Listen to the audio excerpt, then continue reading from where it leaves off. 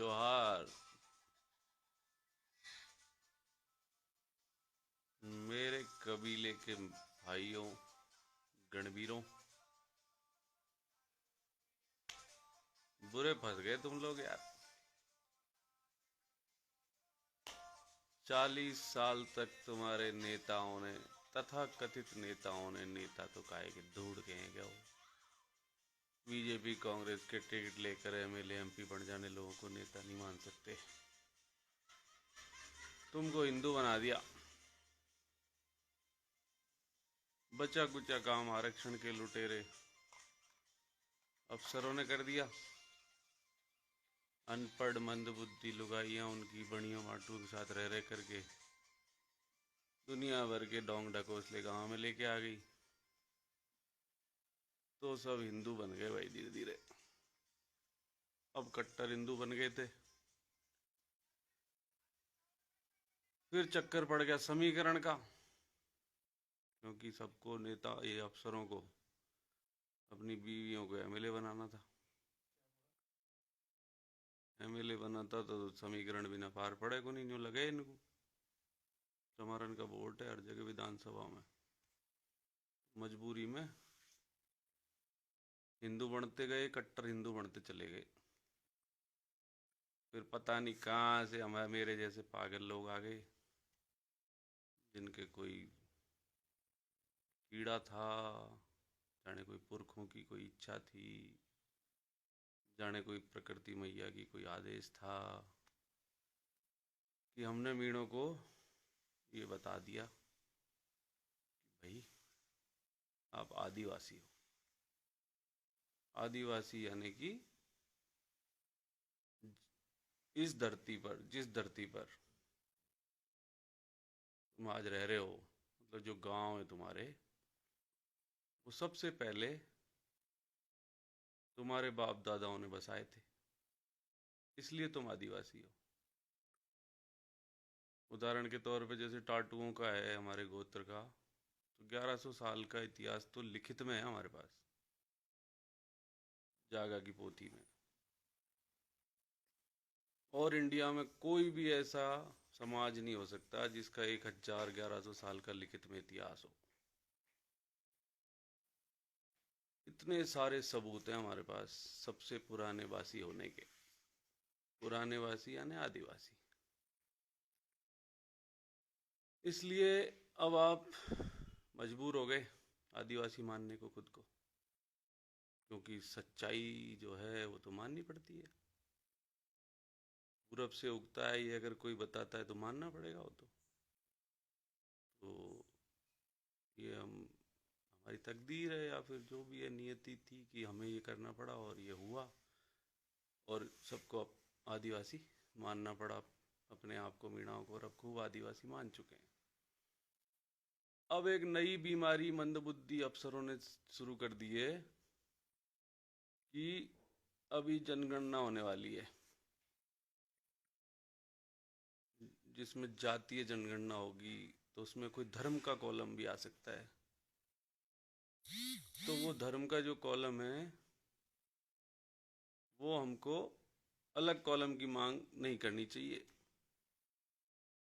हमको हिंदू बने रहने में फायदा है। उसका कोई कारण नहीं बताया ढंग का। बोले अल्पसंख्यक हो जाएंगे। अल्पसंख्यक हो जाएंगे तो क्या हो जाएगा भाई? कौन है ये बहुसंख्यक लोग जो तुमको खा जाएंगे? अल्पसंख्यक कैसे हो जाएंगे? पहली बात तो ये है, जाट जो हैं जाटों की जमीन जोत रहे हैं, गुजर गुजरों की जमीन जोत रहे हैं, अहीर अहीरों की जमीन जोत रहे हैं, भील भीलों की जमीन जोत रहे हैं, संथाल संथालों की, गौंड गौंडों की। मीणों की जमीन कौन जोतने आ रहा है? बहुसंख्यक है कौन सा ये जिसके सामने मीणा अल्पसंख्यक हो जाएंगे? एक मंदबुद्धि बालक बोल रहा है कहीं पे कि हम जैसे ही अपने आप को कहा कि हम हिंदू नहीं हैं तो हमारा आरक्षण खत्म कर देगी सरकार। मतलब इतनी जहालत, इतनी अज्ञानता व्याप्त है हमारे तथाकथित पढ़े लिखे पूरे इंडिया में, दुनिया में फैले हुए मीणा कबीले की लोगों में। अरे जब मीणों के एसटी का यही पता नहीं है इनको कि एसटी पर कोई धर्म लागू ही नहीं है। हिंदू सक्सेशन एक्ट आप पे लागू नहीं है, हिंदू मैरिज एक्ट आप पे लागू नहीं है। आपके सैकड़ों अफसरों ने दो दो तीन तीन लुगाई रख रखी है भाई साहब खुलेआम। कौन सी दुनिया में जीते हो? जबरदस्ती हिंदू बने हो, कोर्ट तुम्हें हिंदू मानता नहीं है। कोर्ट तुम्हें हिंदू मानता नहीं है, तुम जबरदस्ती हिंदू बनना चाहते हो। आदिवासी को हिंदू मुस्लिम सिख ईसाई बौद्ध होने की जरूरत ही नहीं है। कोई मुद्दा ही नहीं है। ये सिर्फ एससी के लिए होता है कि एससी जो है वो जो है मुस्लिम नहीं हो सकता। बाकी सब हो सकता है, उसमें भी वो पहले से ही सीए लागू कर रखा है एससी के मामले में कि हिंदू होना चाहिए या तो, या फिर बुद्ध बौद्ध बन जाए, या फिर ईसाई को भी शायद एससी में ले लेते हैं। मुस्लिम नहीं होगा, मुस्लिम होते ही उसका एससी की आरक्षण खत्म हो जाएगा। नहीं जगदीश, आरक्षण खत्म हो चुका है, वैसे कुछ बचा नहीं है, पर इसका बड़ा तगड़ा भय व्याप्त है हमारे मीणा कबीले में। इनको सिर्फ गैंगमैन बन जाना ही जिंदगी का सबसे बड़ा चरमोत्कर्ष लगता है। आज से 30 साल पहले तक अच्छी जमीन जायदाद वाले लोग अपने बच्चों को नौकरियों में नहीं भेजते थे। ये लोग भूल चुके हैं इस बात को। इसके पीछे कारण है, सोची समझी रणनीति रही है लगातार जो सरकारें आई उनकी, कि कृषि को घाटे का सौदा बना दिया गया है। इसमें इनका भी दोष नहीं है। कृषि से अब गुजारा चल नहीं सकता क्योंकि ये अपने तरीके बदलने को तैयार नहीं है हमारे लोग। इनको सरकारी नौकरियां चाहिए। सरकारी नौकरी इसलिए चाहिए क्योंकि वहाँ काम धाम नहीं करना पड़ता है और फोकट की तनख्वाह मिल जाती है। जैसे कि आप बिजली विभाग में लाइनमैनों को देख लो, रेलवे में देख लो। जो नीचे लेवल पे क्या है, काम कम होता जा रहा है क्योंकि मैकेनाइजेशन बहुत हो गया है और कई चीज़ें हैं जिससे कम काम करने से ही रेगुलर तनख्वाह मिलती रहती है, मेहनत नहीं करनी पड़ती, दो पैसे ऊपर के मिल जाते हैं। इसलिए नौकरी ज़्यादा मीठी लगने लग गई। जबकि अगर ये खेतीबाड़ी के तरीके बदल चुके होते, जैसा कि बागवानी वगैरह करते, ये डेयरी उद्योग में कुछ करते, या कृषि संबंधित कई धंधे हैं प्रोसेसिंग के करते, तो कोई भी नौकरी करने की ज़रूरत नहीं थी अब भी। और मेरा तो ये बिल्कुल पक्का विश्वास है कि इस देश की सभी समस्याओं का हल कृषि में ही मिलेगा आखिरी में। इस देश में दुनिया की सबसे ज़्यादा कृषि योग्य भूमि है, फिर भी यहाँ के लोग अगर खेती के ऊपर अपना जीवन यापन नहीं करके गैंगमैन या चपड़ासी या झाड़ू लगाने वाले बनते हैं, तो इसमें कहीं ना कहीं सरकारी नीतियों की गड़बड़ है। क्योंकि सरकार ऐसे लोगों के हाथ में है जो खेती बाड़ी के बारे में कुछ जानते ही नहीं है, या जानते हैं तो उनका मन नहीं है उसके बारे में कुछ मदद करने को। नीतियों की गड़बड़ है प्रहलाद भाई। जितना पैसा ये खर्च होता है गवर्नमेंट का, जो बजट बजट का घोषणाएं होती हैं, वो एक्चुअल में अगर खर्च होने लगे खेती के ऊपर, तो वाकई में दिशा और दशा बदल सकती है, अर्थव्यवस्था बदल सकती है, इस देश को ओवरऑल फायदा हो सकता है। परिस्थिति है कि पैसा पहुंचता ही नहीं है नीचे तक, योजनाओं का लाभ कभी मिलता ही नहीं है किसी को। तो ये क्यों नहीं मिलता है? क्योंकि सरकार नॉन एग्रीकल्चरिस्ट लोगों के हाथ में है। लगातार जो उत्तरोत्तर सरकारें आई हैं उनके नेतृत्व में किसान लोग नहीं थे, तो वो जब समझते ही नहीं थे किसानों को क्या चाहिए। ये ऐसी ऐसी चीज़ें करते हैं जो किसान को समझ ही नहीं आती हैं। समझाते हैं तो बीच का सिस्टम नीचे तक नहीं पहुंचने देता। सब्सिडियां हैं जो घोषणा बन के रह जाती हैं। जमीन है जिसके पास वो तो मालिक है ही है, इसमें क्या शक है। सारे ही ट्राइब्स जो हैं जमींदार हैं इस देश के, उनके पास ज़मीनें हैं और वो इस देश के मालिक हैं। बिना ज़मीन के कोई देश होता ही नहीं दुनिया में। ज़मीन खेती घाटे का सौदा साबित हो रही है क्योंकि खेती करना नहीं जानते तुम लोग। गेहूँ सरसों करते रहोगे तो कुछ नहीं हो सकता तुम्हारा। गेहूँ सरसों करो और खेती लगातार घाटे का सौदा रहेगा। 3,000 रुपये कुंटल का खर्चा आता है गेहूँ पैदा करने में, 1600-1700 रुपये में बेचोगे तो घाटा ही होगा यार लगातार, इसमें क्या शक है। इसका कारण ये है कि अमेरिका का मैंने बताया था कि गेहूँ कपास मक्का और चावल और सोयाबीन पर 68% तक जो खर्चा होता है वो सब्सिडी देती है वहाँ गवर्नमेंट। टोटल $20 बिलियन की सब्सिडी देती है अमेरिका की गवर्नमेंट वहाँ किसानों को। तो उस वजह से उनके उत्पाद के सामने आपका उत्पादन टिक नहीं पाता। तो ये चीज़ों की पैदावार बंद कर दो जिससे कि ये चीज़ें वहाँ अमेरिका से इंपोर्ट कर लेंगे, दिक्कत क्या है? सस्ते में मिल जाएंगी वहाँ। ऑस्ट्रेलिया से इंपोर्ट करो, क्या दिक्कत है? खूब गेहूँ पैदा हो रहा है उनके यहाँ। अपने यहाँ चीज़ें करो सर, सब्जियाँ करो, फल फ्रूट करो, फूल करो, दुनिया भर की चीज़ें की जा सकती हैं। ग्रीन हाउस हैं, दुनिया भर की सब्सिडी देना चाहती है गवर्नमेंट। उन योजनाओं का लाभ लेने की कोशिश करो, हिम्मत तो करो, एक कदम आगे तो बढ़ाओ। हरियाणा के अंदर देखो आप, सोनीपत वगैरह में लोग कितने अच्छे पैसे कमा रहे हैं नई तरीके खेतियों से।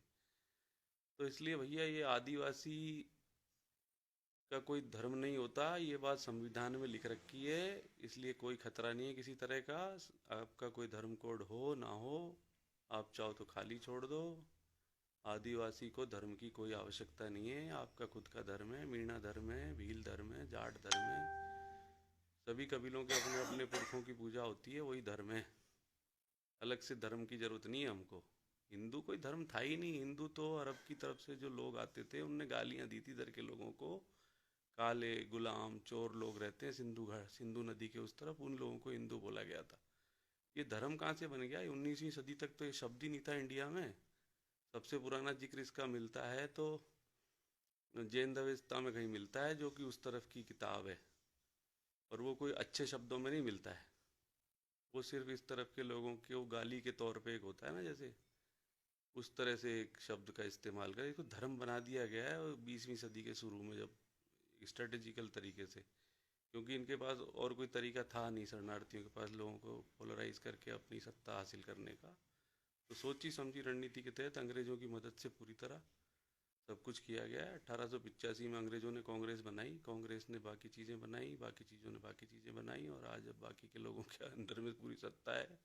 आपके लोग दुम हिलाते फिर रहे हैं समाजवाद के नाम से। आपके सारे संसाधन सरकारी कर दिए गए सन 1950 में एक झटके से, आपसे पूछा भी नहीं गया। आपके पहाड़ जंगल नदियाँ सब एक झटके में सरकारी कर दी गई।